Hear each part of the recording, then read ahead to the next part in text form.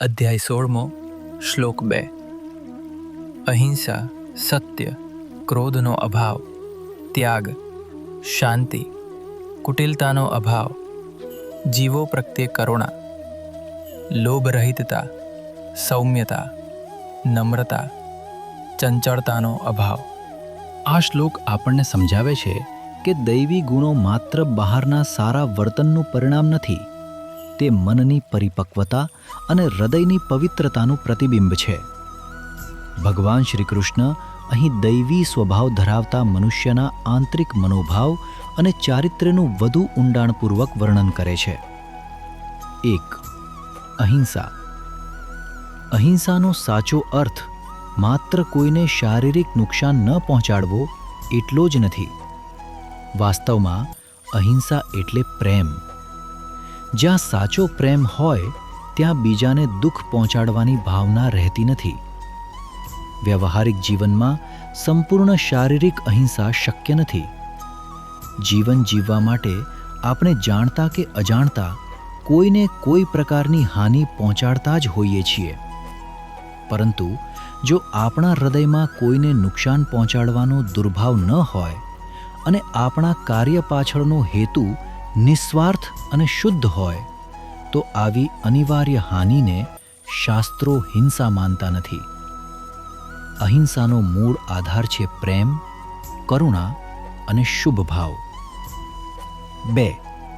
સત્ય. સત્ય એટલે માત્ર સાચું બોલવું જ નહીં. વિચાર, વાણી અને વર્તનમાં એકરૂપતા હોવી એ સત્ય છે. જ્યારે આપણા શબ્દો આપણા અંતરંગ ભાવ સાથે મેળ ખાતા હોય અને જીવનમાં દંભ કે કપટ ન હોય ત્યારે સાચું સત્ય પ્રગટ થાય છે. 3. અક્રોધ એટલે ક્રોધનો અભાવ. અક્રોધનો અર્થ એવો નથી કે મનમાં ક્યારેય ક્રોધનો ઉદ્ભવ જ ન થાય. તેનો સાચો અર્થ છે જ્યારે ક્રોધ ઊભો થાય ત્યારે તેને યોગ્ય સમયે વિવેકથી નિયંત્રિત કરવાની ક્ષમતા. ક્રોધ ઘણી વખત બીજાઓ પ્રત્યેની અસહિષ્ણુતા અને અધૈર્યમાંથી જન્મે છે. દૈવી સ્વભાવનો મનુષ્ય ક્રોધનો ગુલામ બનતો નથી, તે પોતાની મનની સમતા જાળવી રાખે છે. 4. ત્યાગ. ત્યાગ એટલે કર્મનો ત્યાગ નહીં, પરંતુ કર્મફળ પ્રત્યેની આસક્તિનો ત્યાગ. જે મનુષ્ય પોતાના કર્તવ્યને નિષ્ઠાપૂર્વક કરે છે પરંતુ તેના પરિણામ સાથે બંધાઈ જતો નથી, તે સાચા ત્યાગની ભાવનાથી કાર્ય કરે છે. આવો ત્યાગ સમાજમાં સારો નાગરિક અને ઉત્તમ માનવી બનવાનો આધાર છે. 5. શાંતિ. જો કોઈ સાધક સત્યમાં સ્થિર રહીને કોઈને નુકસાન પહોંચાડ્યા વિના સમભાવથી અને ત્યાગની ભાવનાથી જીવન જીવે તો બહારની પરિસ્થિતિઓ ભલે ગમે તેવી હોય, તેના અંતરમાં શાંતિનો અનુભવ થાય છે. આ શાંતિ બહારથી મળતી નથી, તે અંતઃકરણની શુદ્ધિનું ફળ છે. 6. અપૈશુનમ એટલે નિંદા અને દોષારોપણનો અભાવ. અપૈશુનમ એટલે બીજાઓ પ્રત્યે દુર્ભાવ ન રાખવો અને તેમની નિંદા કે ખોટા આરોપો ન લગાવવો.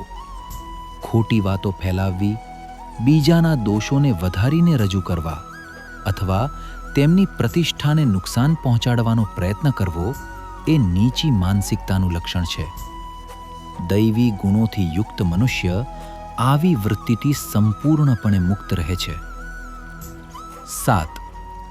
દયાભૂતેષુ એટલે સર્વ પ્રાણીઓ પ્રત્યે કરુણા. બીજાના દુઃખને જોઈને જેના હૃદયમાં સહાનુભૂતિ અને મદદ કરવાની ભાવના જાગે તે દયાનું લક્ષણ છે. સંતો અને મહાત્માઓની કરુણાનું રહસ્ય એ છે કે તેઓ દરેક જીવમાં પરમાત્માનો પ્રકાશ જુએ છે. જ્યારે આપણે દરેક વ્યક્તિમાં તેના બાહ્ય સ્વભાવથી પરે જીવનનું દિવ્ય સૌંદર્ય જોવાનું શીખીએ છીએ ત્યારે આપણા હૃદયમાં સાચી કરુણા પ્રગટ થાય છે. 8. અલોલુપ્ત્વમ એટલે લોભનો અભાવ.